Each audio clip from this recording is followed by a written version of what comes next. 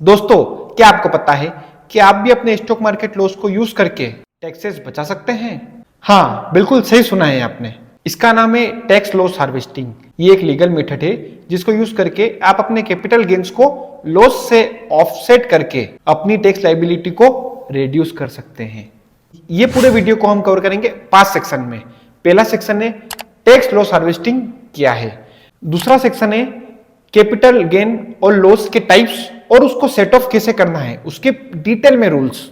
उसके बाद तीसरा सेक्शन है स्टेप बाय स्टेप गाइड करूंगा आपको how to apply tax loss harvesting. उसके बाद चौथा सेक्शन है कॉमन मिस्टेक्स टू अवॉइड।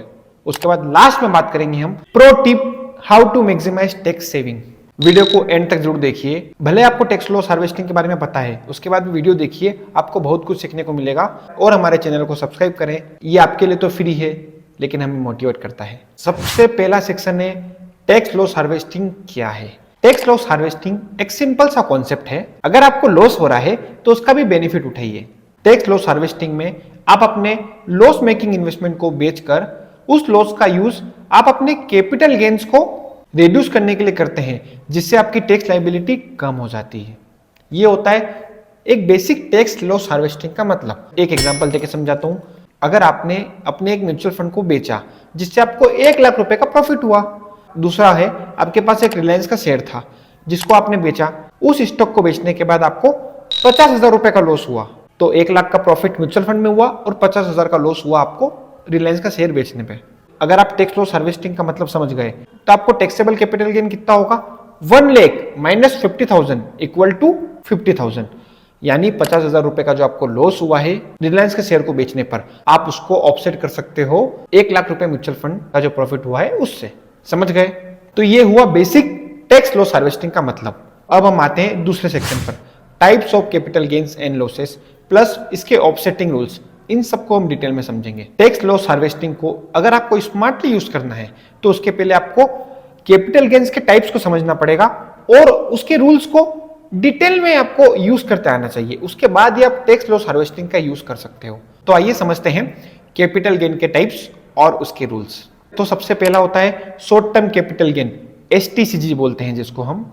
जब आपके स्टॉक्स और इक्विटी ओरिएंटेड म्यूचुअल फंड्स को आप 1 साल के अंदर बेच देते हो तो उसको हम शॉर्ट टर्म कैपिटल गेन बोलते हैं। अगर आपने 23 जुलाई 2024 के बाद में कोई स्टॉक्स बेचा है तो आपको टैक्स लगेगा 20%, जो कि पहले होता था 15%। गवर्नमेंट ने इसका रेट बढ़ा दिया है 5% से। दूसरा होता है long term capital gain, LTCG। जब आप अपने स्टॉक्स या म्यूचुअल फंड को 1 साल होल्ड करने के बाद बेचते हो तो आपको लगता है long term capital gain, LTCG।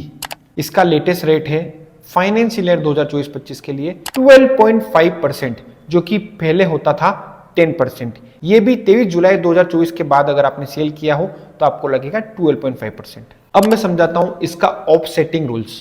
सबसे पहले बात करते हैं शॉर्ट टर्म कैपिटल लॉस के बारे में। शॉर्ट टर्म कैपिटल लॉस को आप शॉर्ट टर्म कैपिटल गेन और लॉन्ग टर्म कैपिटल गेन दोनों से एडजस्ट कर सकते हैं। ठीक है, यानी आपका शॉर्ट टर्म का लॉस है वो आप शॉर्ट टर्म गेन या लॉन्ग टर्म गेन दोनों से एडजस्ट कर सकते हैं। एक एग्जांपल देके समझाता हूं। अगर आपके पास 50,000 का शॉर्ट टर्म कैपिटल लॉस था तो भले आपके पास लॉन्ग टर्म कैपिटल गेन है या शॉर्ट टर्म कैपिटल गेन है, आप दोनों में से किसी में भी उसको एडजस्ट करके उसका बेनिफिट ले सकते हो। दूसरी बात करते हैं लॉन्ग टर्म कैपिटल लॉस।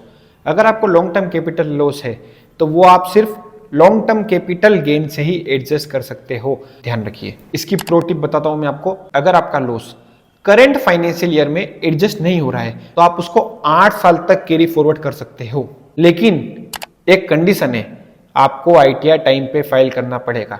इसलिए मैं आपको बोलता हूं ITR टाइम पे फाइल करिए और ITR फाइल बिल्कुल करिए। इनकम टैक्स रिटर्न होना आज की तारीख में बहुत जरूरी है। तीसरा सेक्शन है how to implement tax loss harvesting. Step by step आपको गाइड करता हूं आप टैक्स लॉस हार्वेस्टिंग अपने पोर्टफोलियो में कैसे यूज कर सकते हैं। इसको हम 4 स्टेप में डिवाइड करेंगे। सबसे पहले स्टेप है रिव्यू योर पोर्टफोलियो। सबसे पहले आप अपने पोर्टफोलियो को देखिए कौन से स्टॉक्स या म्यूचुअल फंड में आपको लॉस है और उसमें से हम किसको बेच सकते हैं, आप उसका एनालाइज करिए पहले, और उनमें से किसको बेचकर हम अपने लॉस को हार्वेस्ट कर सकते हैं। दूसरा पॉइंट है कैलकुलेट कैपिटल गेन्स और लॉस। अब आपने एनालाइज कर लिया है कि आपको कौन सा स्टॉक बेचना है, उसके बाद आप असेस कीजिए कि उन स्टॉक को बेचकर हमें कितना शॉर्ट टर्म कैपिटल लॉस होगा या कितना लॉन्ग टर्म कैपिटल लॉस होगा, आप ये देखिए कि हमें कितना लॉस होने वाला है। उसके बाद तीसरी स्टेप है, लॉस मेकिंग इन्वेस्टमेंट को आप 31 मार्च के पहले बेच दो। आपने सही सुना है, 31 मार्च के पहले सेल कर दीजिए। आपको अपने लॉस मेकिंग इन्वेस्टमेंट को 31 मार्च के पहले बेचना होगा ताकि आप फाइनेंशियल ईयर का टैक्स बेनिफिट उठा सको। उसके बाद चौथी स्टेप आती है, reinvest carefully, avoid wash sale rule. Loss making stock को बेचने के बाद तुरंत मत खरीदिए। अगर आप तुरंत खरीदते हैं तो आपको वॉच सेल रूल लग जाता है, यानी आपको लॉस का बेनिफिट नहीं मिलेगा।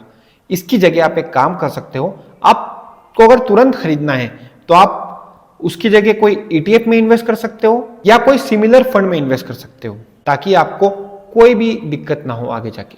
इससे टैक्स स्क्रूटनी का रिस्क भी कम हो जाएगा। उसके बाद बात करता हूं section 4, common mistakes to avoid. सबसे पहली मिस्टेक है वॉच सेल रूल। अगर आप लॉस में चल रहे स्टॉक को बेचकर तुरंत खरीद लेते हैं तब आपका लॉस इनवैलिड हो सकता है। इसको बोलते हैं वॉच सेल रूल। इसका सॉल्यूशन ये है, लॉस मेकिंग इन्वेस्टमेंट को बेचकर तुरंत वही स्टॉक न खरीदे, उसकी जगह हम ETF या कोई दूसरा फंड खरीद सकते हैं।